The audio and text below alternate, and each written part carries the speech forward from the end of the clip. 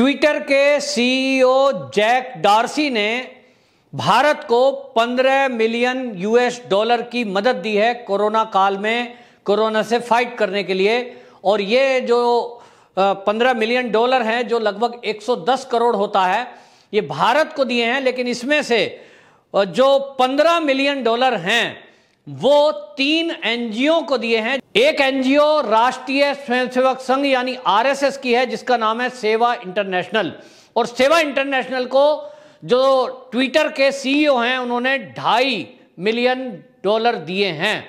तो अब ये जो 2.5 मिलियन डॉलर दिए हैं, इस पर ट्विटर पर बाकायदा कुछ लिबरल्स, कुछ वामपंथी और कुछ इस देश में बैठे हुए लोग भी सवाल उठा रहे हैं और ट्विटर को कह रहे हैं कि ये जो पैसा आपने RSS को दिया है इसको वापस ले लीजिए। लेकिन क्यों, इसका उनके पास जवाब नहीं है। जबकि आपको बताएं, जो ट्विटर का संचालन करने वाले हैं, क्या उनके पास इस बात का ज्ञान नहीं है कि ये जो सेवा इंटरनेशनल है ये क्या काम कर रही है?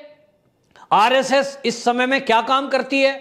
जो देश में विपत्ति में लोग हैं इस समय, क्या उनकी मदद क्या क्या हो रही है? ये सब कुछ देखने के बाद देश के कई हिस्सों से, दुनिया के कई हिस्सों से ये RSS के सेवा भारती को मदद आ रही है, क्योंकि वो देख रहे हैं कि ये जो राष्ट्रीय स्वयंसेवक संघ है, जिसका निर्माण सन 1925 में परम पूज्य डॉक्टर हेडगेवार जी ने किया था, और किया केवल इसलिए था कि वो भारत माता की सेवा करें।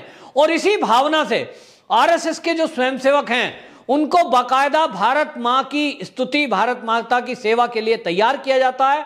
स्वयं की प्रेरणा से, यानी खुद के पैसों से, खुद की तन की सेवा से वो समाज और देश की सेवा में जुटे रहते हैं। और ऐसा देखने में आया है अनेक बार कि जब भी देश पर कोई आपत्ति विपत्ति आई हो, RSS के ये स्वयंसेवक फ्रंट लाइन वर्करों के साथ मिलकर खड़े होते हैं। इस समय में जब कोरोना काल चल रहा है, इस समय में भी आप देखिए कि पूरे भारत में RSS की जो सेवा भारती है उसने बहुत जगह कोविड केयर सेंटर चला रखे हैं, लोगों को ऑक्सीजन वितरण की जा रही है।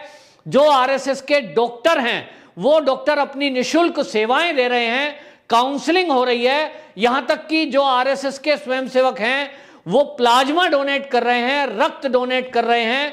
और तो और कोई किसी परिवार में यदि परिवार के सभी सदस्य कोरोना ग्रसित हैं या भोजन बनाने में समर्थ नहीं है, उनको घर में जाकर भोजन भी प्रोवाइड करा रहे हैं। और इस कोरोना काल में आपको बताऊं, 43 शहरों में 2442 कोविड सेंटर इस तरह से चल रहे हैं, और इसमें वैक्सीनेशन सेंटर भी चल रहे हैं।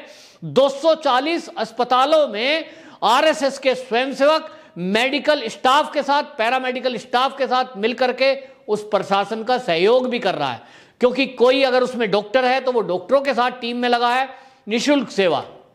पैरामेडिकल स्टाफ है, लैब टेक्नीशियन है, वो संघ के स्वयंसेवक प्रशासन को आग्रह करके उनकी मदद इस समय में कर रहे हैं।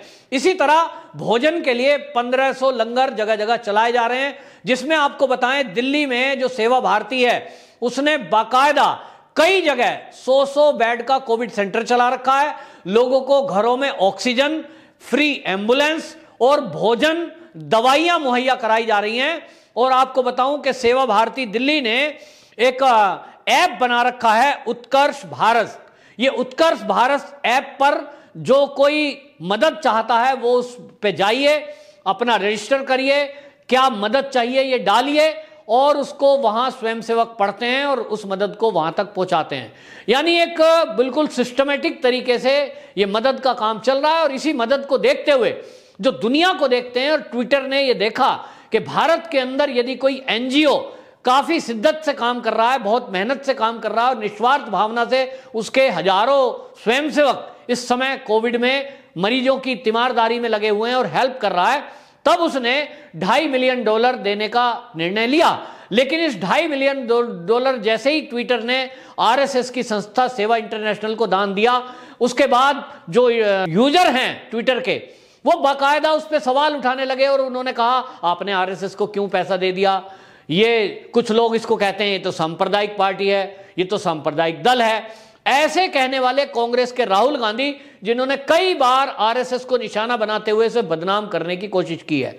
आपको बताएं, कांग्रेस के ऐसे लीडर हैं जो उसकी तुलना कई बार कट्टरपंथियों से करते हैं। और राहुल गांधी ने एक टीवी इंटरव्यू में एक विदेशी के साथ बैठे हुए बाकायदा ये सवाल भी उठाया था कि आरएसएस के स्कूल उसी तरह से हैं जैसे पाकिस्तान में जिहादियों के मदरसे चलते हैं, और वहां वो पाकिस्तान में कट्टरपंथ की शिक्षा देते हैं, रेडिकल इस्लाम की शिक्षा देते हैं, वहीं इस तरह से ये एक विशेष हिंदुओं को आरएसएस के जो स्कूल हैं उनमें शिक्षा दी जाती है। ऐसा कहकर वो आतंकवादी संगठनों की और रेडिकल इस्लाम की आरएसएस के स्वयंसेवकों से तुलना कर रहे थे।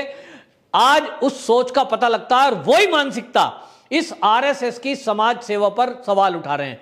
क्योंकि कांग्रेस कभी भी ये निकलकर देखना नहीं चाहती। मैं तो राहुल गांधी से कहूंगा कि वो दिल्ली में हैं, दिल्ली में जाइए, आपको बुराड़ी में और दिल्ली की कई जगह आपको कोविड सेंटर में संघ के स्वयंसेवक सेवा करते हुए मिल जाएंगे, सेवा भारती के लोग घर घर में भोजन पहुंचाते हुए मिल जाएंगे, प्लाज्मा डोनेट करते हुए मिल जाएंगे, और फ्री एम्बुलेंस सुविधा और मेडिकल सुविधा भी देते हुए मिल जाएंगे।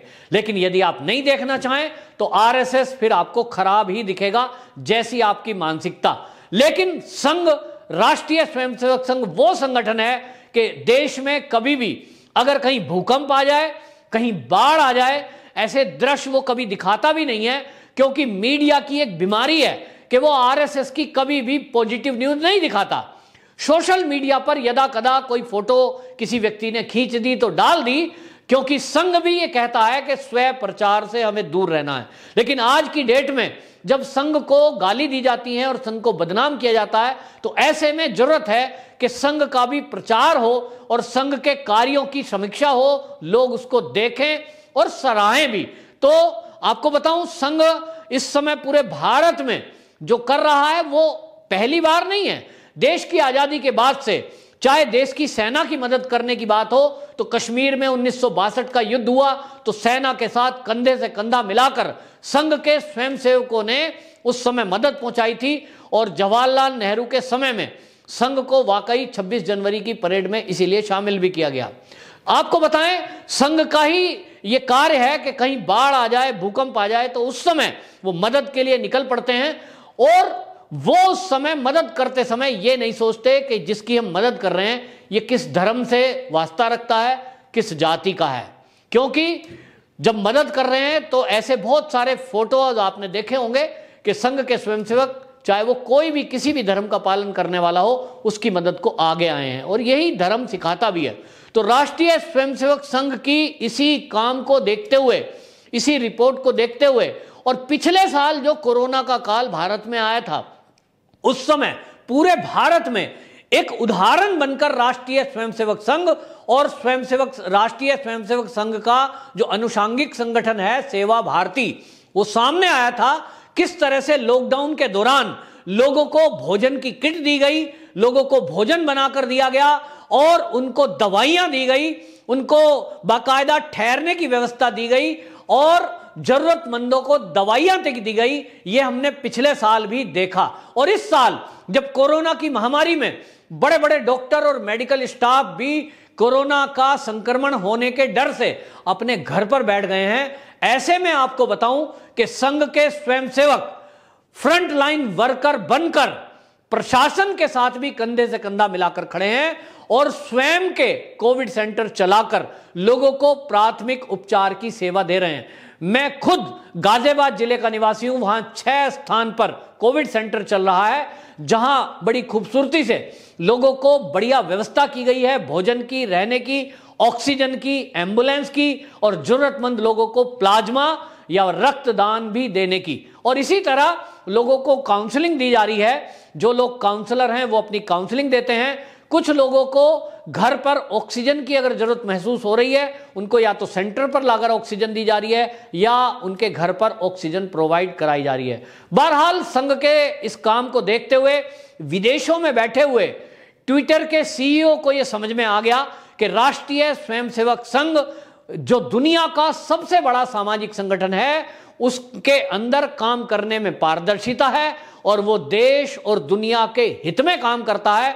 संघ के स्वयंसेवक भारत के अलावा दुनिया के अनेक देशों में रहते हैं, लेकिन वो जिस भी देश में रहते हैं उस देश के हित में काम करते हैं, चाहे वो अमेरिका हो, चाहे वो रूस हो, चाहे वो जापान हो।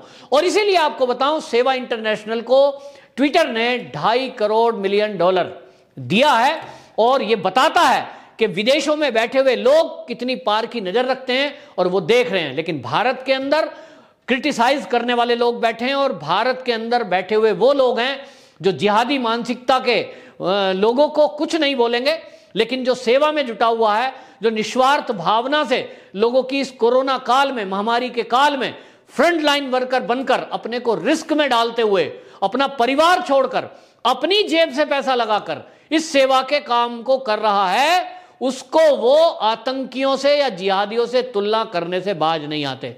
तो सोचना यह है कि जब एक विदेशों में बैठी हुई कोई संस्था इसके बारे में यह सोच रखती है आरएसएस के, तो हम भारत के लोग अपने ही देश में, जो हमारे ही देश की एक संगठन, हमारे ही देश की संस्था, हमारे ही देश के लोगों के लिए जो सेवा में लगे हुए लोग हैं, उनके बारे में किस तरह का भ्रामक प्रचार करते हैं, किस तरह की भाषा का इस्तेमाल करते हैं। जो देश का विपक्ष है वो बार बार संघ को सांप्रदायिक बताकर और कई बार कोई संगठन उसको बैन करने की बात भी करते हैं। लेकिन विचार करना होगा, जरा इस चश्मे को हटाइए और एक पारदर्शी चश्मा लगाइए जिससे आप देख सकें कि राष्ट्रीय स्वयंसेवक संघ के स्वयंसेवक इस समय किस तरह कोरोना पीड़ितों की मदद को आगे आया है और आगे ही नहीं तो फ्रंट लाइन वर्कर बनकर किस तरह से काम में लगा हुआ है, जुटा हुआ है। छोटे से लेकर बड़े उसके कार्यकर्ता इस मुसीबत के समय में कंधे से कंधा मिलाकर कोरोना के इस महामारी के काल में देश की सेवा में आगे आया है। इसके लिए वो किसी के दर पे नहीं जाता है। ये बात अलग है कि ट्विटर ने अपने आप ये चीज महसूस की और सेवा इंटरनेशनल को ये दान दिया है। भारत के अंदर ज्यादातर सेवा के काम संघ के स्वयंसेवक अपने ही पैसों से, अपनी प्रेरणा से वो काम करते हुए आए हैं। तो हमको भी अगर आसपास कहीं संघ का सेवा कार्य दिखाई दे या हमको कोई पता चले कि हमारे आसपास कोई सेवा का कोविड सेंटर चल रहा है, आरएसएस के स्वयंसेवकों के द्वारा कोई सेवा कार्य चल रहा है, आप तब तक संघ के बारे में कोई धारणा ठीक से नहीं बना सकते जब तक आप निकट जाकर उस संघ के सेवा कार्य को ना देख लें या संघ की शाखा पर जाकर आप संघ के बारे में जानने की कोशिश ना करें। दूर से बैठे हुए ऐसा ही है जैसे आप समुद्र के किनारे खड़े होकर समुद्र की गहराइयों का नहीं पता लगा सकते। इसी तरह संघ की शाखा के बारे में या संघ की कार्य पद्धति के बारे में, संघ की विचारधारा के बारे में आप पार्क के बाहर कहीं खड़े होकर उसकी शाखा को देखकर या सेवा कार्य होते हुए देखकर, दूर से खड़े होकर देखकर आप उसके बारे में कोई आइडिया नहीं लगाया जा सकता। और इसलिए अब जब ट्विटर ने ये पैसे दिए हैं तो जो लोग इसकी आलोचना करने में लगे हुए हैं, ट्विटर को सीईओ को ये लिख रहे हैं कि ये पैसा वापस लिया जाए, उनसे मैं विनती करता हूं कि एक बार कम से कम वो सेवा के काम को, आरएसएस के सेवा भारती के कार्य को पहले देखें, उसके बाद ट्विटर के सीईओ को कोई ट्वीट करें। वंदे मातरम।